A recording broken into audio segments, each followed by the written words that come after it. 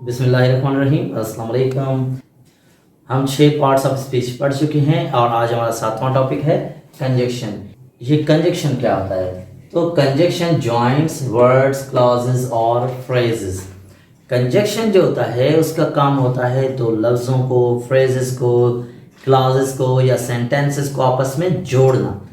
ठीक है, यूं समझिए जैसे ग्लू होता है ना, ग्लू का काम क्या होता है? ग्लू का काम होता है जोड़ना। तो इसका काम भी यही है कि ये सेंटेंसेस को, क्लॉजेस को, इन सबको आपस में कनेक्ट करता है, जोड़ता है, ताकि हमें क्लियरली समझ में आ जाए कि किस चीज़ का ताल्लुक किससे है। चलें कुछ एग्जाम्पल्स देखते हैं। मिसाल के तौर पे English is easy and interesting language. यहाँ पे देखिए एंड क्या कर रहा है? एंड ये जो इंग्लिश है इसकी दो क्वालिटीज को आपस में जोड़ रहा है कि इजी भी है और इंटरेस्टिंग भी है। तो ये एंड का काम क्या हो गया? इन दोनों को जोड़ना। दूसरी एग्जांपल देखें, she is a strict but nice teacher. She is a strict but nice, यानी वो स्ट्रिक्ट है पर टीचर अच्छी है। तो यहाँ पे ये जो बट है दो कंट्रास्ट किस्म की क्वालिटीज को आपस में कनेक्ट कर रहा है। ठीक है, देखिए वैसे आपको ये बात समझ में आती या नहीं भी आती।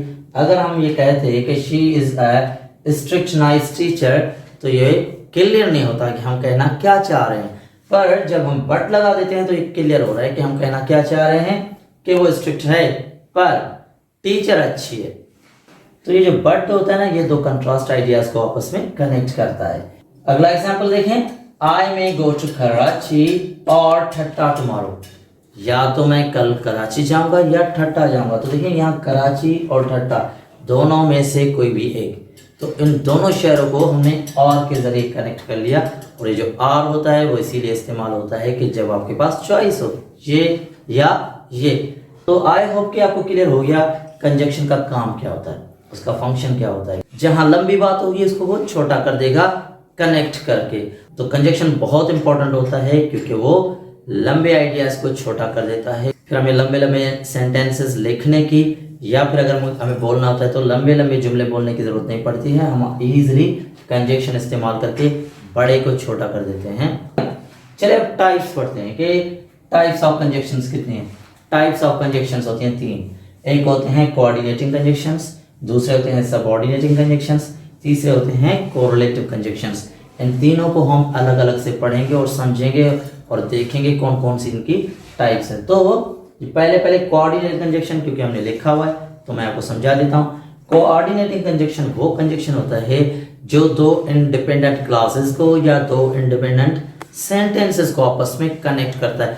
ये इंडिपेंडेंट सेंटेंस या क्लास का मतलब क्या होता है? इसका मतलब ये होता है कि दो ऐसे जुमले जिनको अगर हम कंजक्शन के जरिए जोड़ें तब भी उनकी मीनिंग निकलती है, अगर कंजक्शन निकाल दें अलग अलग करें तब भी उनकी मीनिंग बनती है। ठीक है, मैंने ये इस्तेमाल किए हुए भी हैं। तो चलिए इन्हीं में से हम समझते हैं कोऑर्डिनेटिंग कंजक्शन को। जैसे मैंने लिखा है English is easy and interesting language, तो ये दो इंडिपेंडेंट क्लासेस हैं। मेरे कहने का मतलब है कि इंग्लिश इज इजी, और दूसरा जुमला है English is interesting language. English is easy language, English is interesting language, and लगा दिया तो छोटा हो गया, English is easy and interesting language. तो अगर हम एंड निकाल भी देंगे तो भी ये दो जुमले बन जाएंगे। या यहाँ पे देखें, she is a strict but nice teacher. अगर बट निकाल लेंगे तो पूरे जुमले लिखने पड़ेंगे। कैसे? क्योंकि कंजक्शन का काम तो जुमलों को जोड़ना है ना, तो बड़े जुमलों को जोड़कर वो छोटा कर देता है।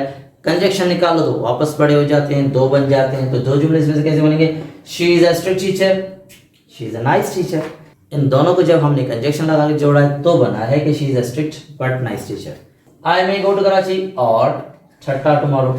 और निकाल लेंगे तो हो जाएगा I may go to Karachi, I may go to Thatta. दो इंडिपेंडेंट क्लासेस हैं दोनों, और निकालेंगे तो अलग अलग हो जाएंगे, इनकी मीनिंग भी पूरी निकलती है। तो ये होता है कोऑर्डिनेटिंग कंजक्शन का इस्तेमाल। तो मुझे उम्मीद है आपको क्लियर हो गया कि कोऑर्डिनेटिंग कंजक्शन का फंक्शन क्या होता है, इसका काम क्या होता है। चलिए तो समझते हैं सबऑर्डिनेटिंग कंजक्शन को, ये क्या होता है। तो subordinating conjunctions join an independent and a dependent class. इसका मतलब क्या हो गया कि वो जॉइन करते हैं, जोड़ते हैं एक इंडिपेंडेंट और दूसरे डिपेंडेंट क्लास को।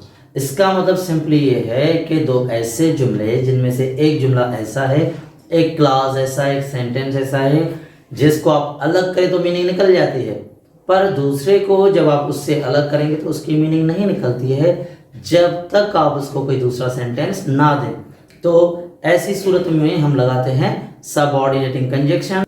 देखिए कुछ एग्जांपल्स देखते हैं, जैसे if, unless, as, less, should, as if, though, as soon as well as, until, still, so, whenever, even though, in case, etc. और भी बहुत सारे हैं, लेकिन ये कुछ मिसालें हैं। ये जो वर्ड्स हैं ये ज़्यादातर होते हैं सबऑर्डिनेटिंग कंजक्शंस। कुछ एग्जांपल्स हैं, if it rains I do not go to school. देखिए जब बारिश होती है मैं स्कूल नहीं जाता हूँ, तो I do not go to school, ये तो समझ में आ रहा है मैं स्कूल नहीं जाता या मैं स्कूल जाता ही नहीं हूँ, पर इसकी मीनिंग नहीं निकलती है इफ इट रेन्स। अगर मैंने ना यहाँ तक कह दिया इफ इट रेन्स, तो आप बताएं क्योंकि इसका मतलब निकलता है? इसका तो कोई मतलब ही नहीं निकलता। इफ इट रेन्स का मतलब क्या हुआ कि जब बारिश होती है, तो जब बारिश होती है भाई क्या होता है, ये तो कुछ समझ ही नहीं आ रहा है। हाँ, जब बारिश होती है फिर आगे दें मैं स्कूल नहीं जाता हूँ, अब इसका मतलब मुकम्मल निकल रहा है कि जब बारिश होती है तो मैं स्कूल नहीं जाता हूँ। तो हमने इसको इफ को इस्तेमाल किया, ये है सबऑर्डिनेटिंग कंजक्शन। अच्छा, यहाँ पे एक सवाल उठता होगा आपके जहन में कि भाई ये कंजक्शन तो जोड़ता है, तो जोड़ने वाली चीज़ तो बीच में होती है, तो ये साइड में कैसे आ गई? इसको तो बीच में आना चाहिए ना, चीज़ तो बीच से जोड़ती है ना, साइड से थोड़ी जोड़ती है। तो देखें ये जो सबऑर्डिनेटिंग कंजक्शंस है ना, ये शुरू में भी लग सकते हैं, बीच में भी लग सकते हैं।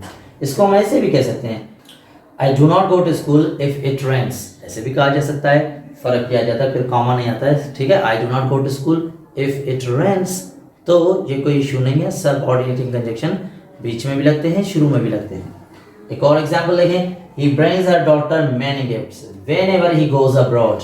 यहाँ पे तो बीच में है, यहाँ आपको शायद कोई भी कंफ्यूजन ना हो, उसमें भी नहीं होनी चाहिए, ठीक है। He brings her daughter many gifts, वो अपनी बच्ची के लिए, अपनी बेटी के लिए बहुत सारे तोहफे खरीद कर लाता है, ठीक है। तो देखिए इसकी तो मीनिंग निकल रही है, he brings her daughter many gifts, वो अपनी बेटी के लिए बहुत सारे तोहफे लाता है, इसकी मीनिंग निकल रही है। पर अगर मैं कहूँ व्हेनेवर ही गोज अब्रॉड, जब भी वो मुल्क से बाहर जाता है, ये तो बात समझ में नहीं आई। जब भी वो मुल्क से बाहर जाता है तो क्या होता है भाई?